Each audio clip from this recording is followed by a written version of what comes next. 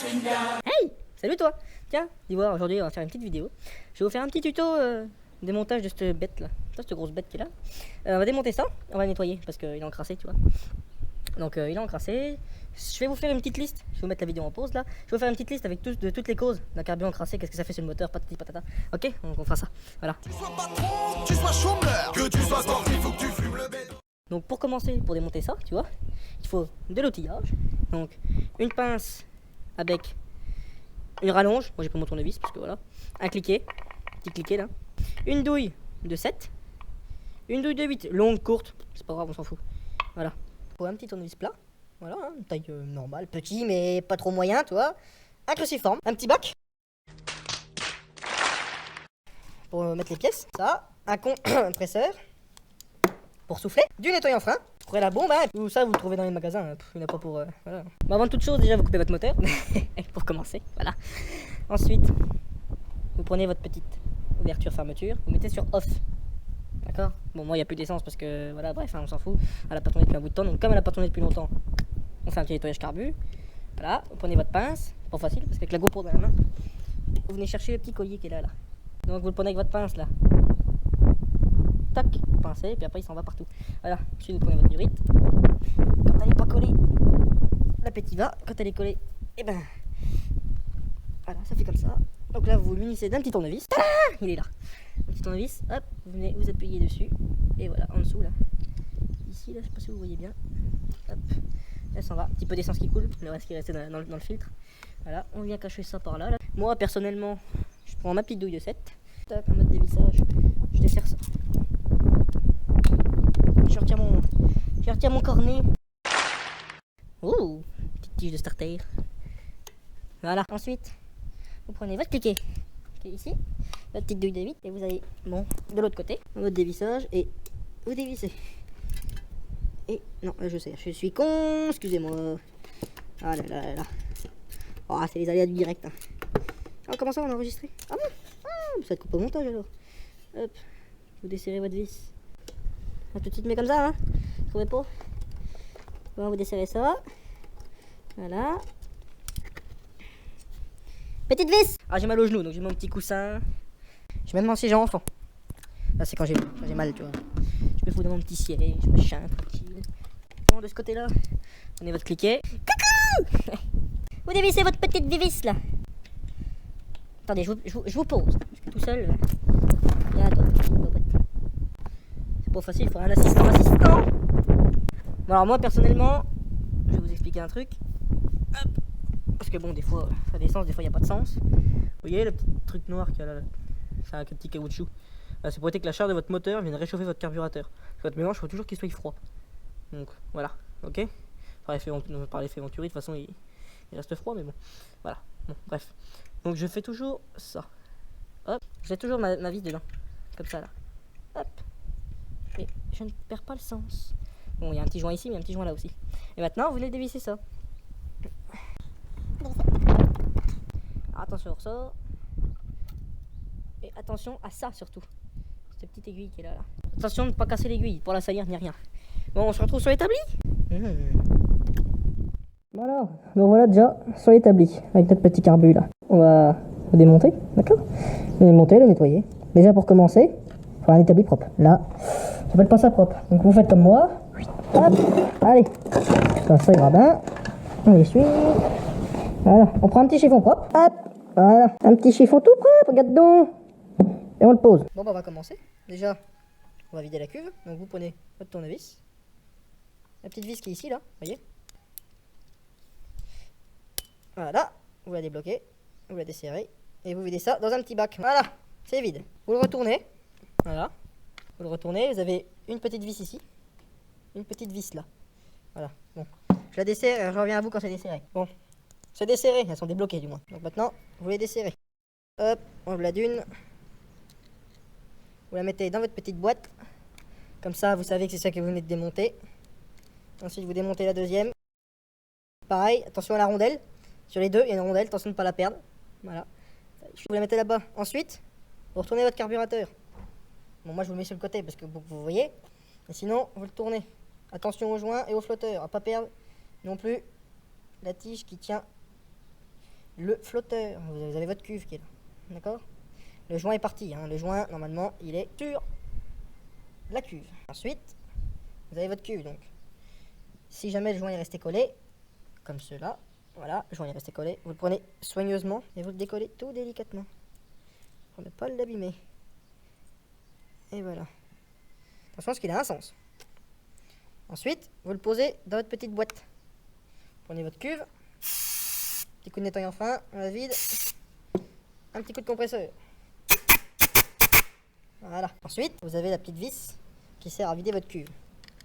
Donc vous la serrez, elle est serrée, voilà. Elle sert aussi de trop plein. Prenez votre compresseur et vous soufflez. Et l'air elle sort par ici, parce qu'elle sert de trop plein aussi. Voilà. Vous pouvez prendre votre petit joint là et vous la remettez. Et là, moi ce que je fais toujours, je reprends les vis et je remets les vis. Comme ça, je sais que ces vis là vont sur cette pièce là, dans votre boîte. Votre flotteur, ici. Donc, gicleur principal, gicleur de ralenti, le petit axe qui tient le fameux flotteur et le pointeau qui est caché là-dessous. D'accord? Donc, pour démonter ça, c'est très simple. Petite tige ici.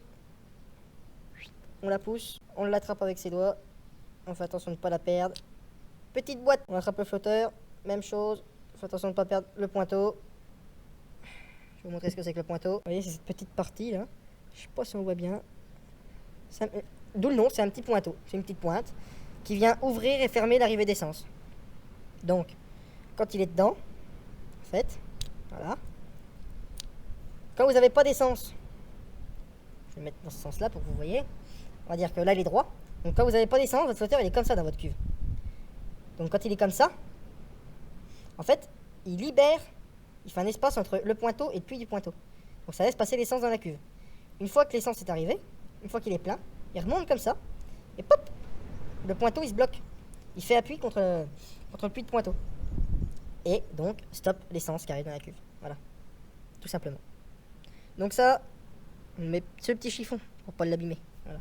Ensuite, alors comment vous montrer ça? Est-ce que vous voyez toutes les merdes qu'il y a là, là? Vous voyez toutes les grosses merdes qu'il y a ici là? Ouais, ça c'était dans mon carbu. Prenez votre cliquet, une douille de 7. Bon, je prends une douille de 7 longue parce que je ne retrouve plus ma petite douille de 7. Si vous l'avez vu, si vous la voyez, dites-moi en commentaire. Voilà. Hop, même chose, hein. On dessert. Tic, voilà. Ensuite, on démonte. Voilà à quoi ça ressemble. Voilà, voilà. Donc ça, c'est votre gicleur principal. Prenez le nettoyant frein. Un coup de dent sur les côtés. Un coup de compresseur. Voilà. Vous regardez dedans. Je sais pas si vous allez pouvoir voir. Vous voyez le petit trou là? Bah, c'est qu'il est propre, nickel. Bon, donc lui, vous le mettez à côté. Ensuite, on va démonter le gicleur de ralenti. Voilà.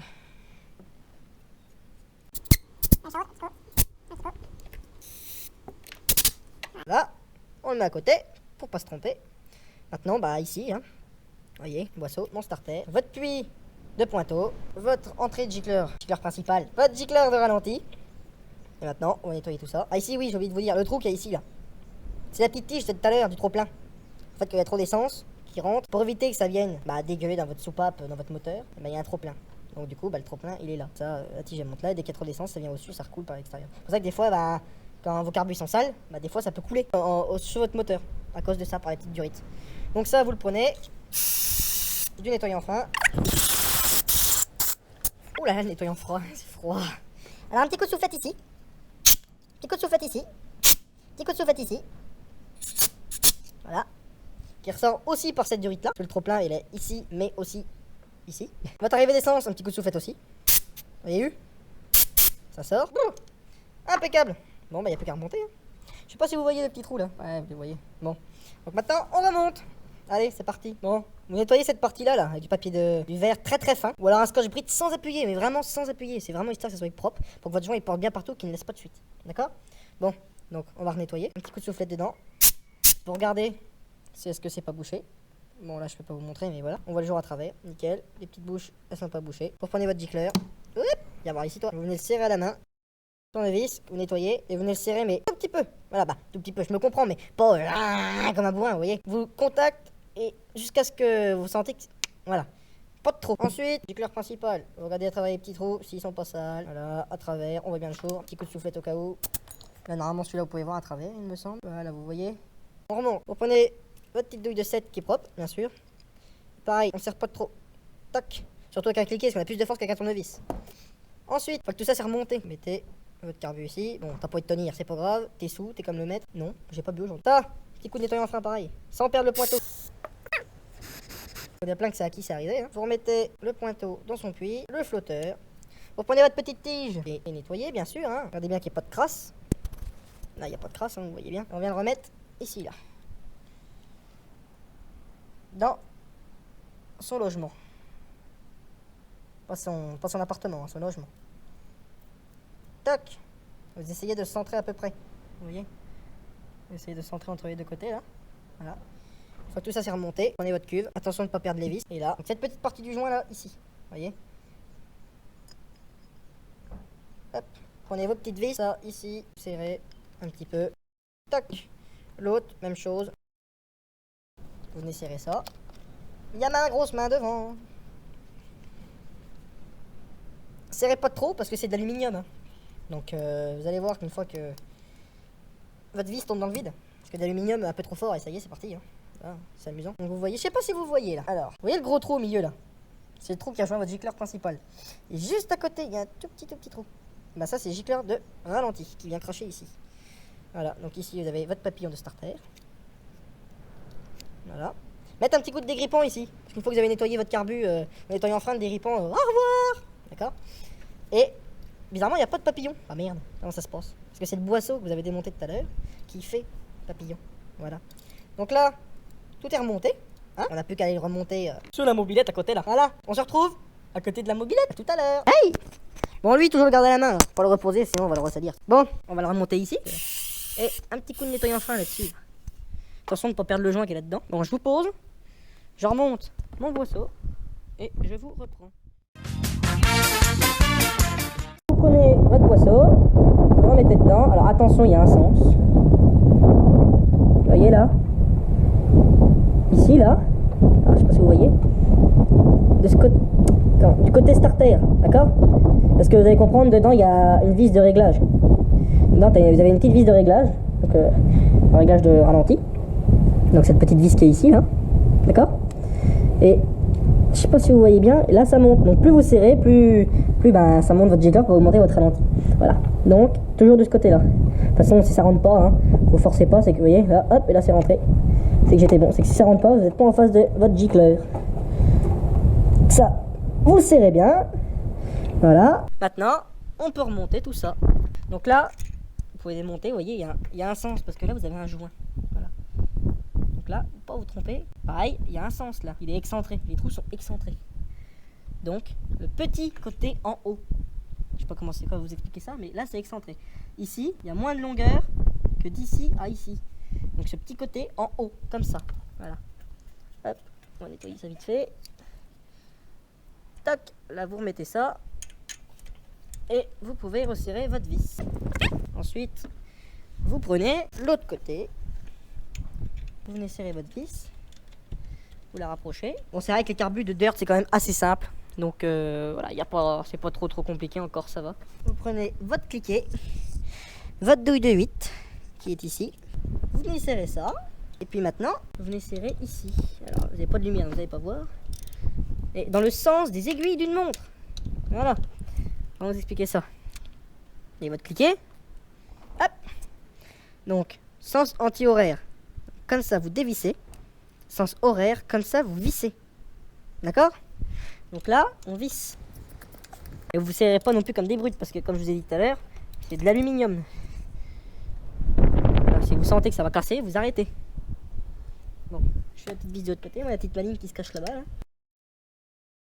Ensuite, une fois que tout ça c'est remonté, pour pas trop peiner, vérifiez ça. Ça, si ça marche bien, moi je serai vous. Parce que tout à l'heure j'aurais pu le faire, mais je l'ai pas fait. Je remettrai tout de suite ça. Parce qu'une fois qu'elle cornait, bah voilà. Hein. Tac. Ensuite, vous prenez votre pince à bec qui est ici. Vous venez pincer, comme je vous ai dit tout à l'heure. Il y a la lumière, attendez. Vous mettez comme ça. Vous venez pincer votre collier là. Et hop, vous le descendez. Et voilà. Et moi, je fais toujours un petit... Hop, non, c'est ça la carte. Ça passe mieux. Là, avant de tout remonter. Parce que bon, après, il faut tout redémonter. Moi, chez moi, ce que je fais, je rallume mon essence. Je prends mon gros tournevis. Je vais faire comme ça. Faire couler un tout petit peu d'essence. Et dès que ça coule, je referme. Ensuite, je branche ma petite durite qui va ici. Mon autre durite de trop plein qui était là-bas et qui va là. Et là, je vérifie qu'il n'y ait pas de fuite. Au niveau de ma cuve, j'ai pas de fuite. Mon trop plein, il dégueule pas, donc c'est bon. Je remonte mon cornet de glace. Mon filtre, donc mon cornet, mais mon cornet à air.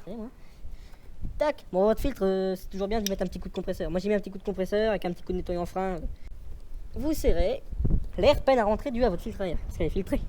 Il y a un réglage qui est ici, là. Et ce réglage, il permet de régler votre rapport stoichiométrique. On va pas rentrer dans le détail parce que c'est un peu compliqué. Donc, s'il y a une prise d'air ici due à un manque de serrage, problème trop d'air, prise d'air, trop d'air. Donc, rapport stoichiométrique pas bon.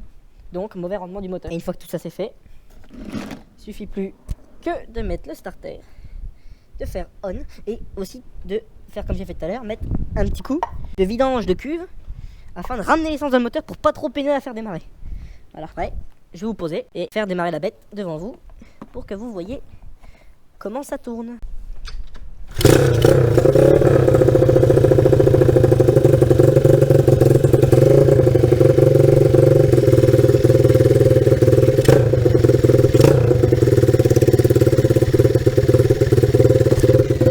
Et là maintenant qu'elle est en route, vous regardez s'il n'y a pas de fuite au niveau du carbu, de la cuve. Ça tourne bien au quart de tour. Je l'ai pas démarré avant, hein. J'ai pas coupé le montage, rien. Promis. Je vous ferai peut-être prochainement un tuto, soit réglage carbu, soit réglage soupape. Ça peut en intéresser plus d'un, réglage soupape. Sa soupif et sa soupaf, qui sont là ici. On verra. Voilà. Allez, sur ce, je vous laisse. Attention à vous. Faites pas trop les fous sur la moto, parce que, n'empêche, ça reste comme un moment de plaisir, normalement. Donc, voilà. Bisous tout le monde. Je ne reconnais plus personne en Harley Davidson.